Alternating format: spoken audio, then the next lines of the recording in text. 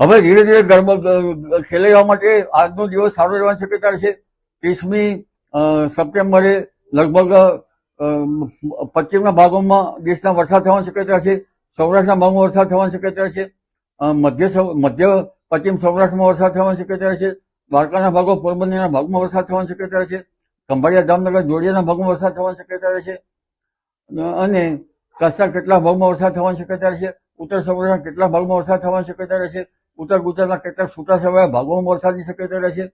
અને લગભગ પંચમહાલના કેટલાક છૂટાછવાયા ભાગોમાં વરસાદની શક્યતા રહેશે. મધ્ય ગુજરાતના કેટલાક છૂટાછવાયા ભાગોમાં વરસાદની શક્યતા રહેશે.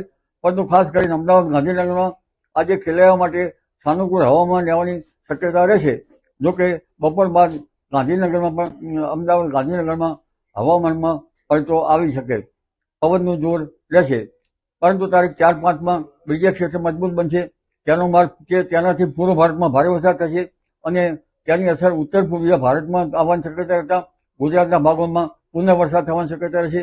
7મી સપ્ટેમ્બરથી પશ્ચિમી હવાઓનું જોર પકડતા ધીરે ધીરે ચોમાસું ગુજરાતમાંથી વિદાય લેતું જોવા મળશે. 30મી સપ્ટેમ્બરથી ઓક્ટોબરની શરૂઆત સુધીમાં ગુજરાતમાં ચોમાસું વિદાય લેવાની શક્યતા રહેશે.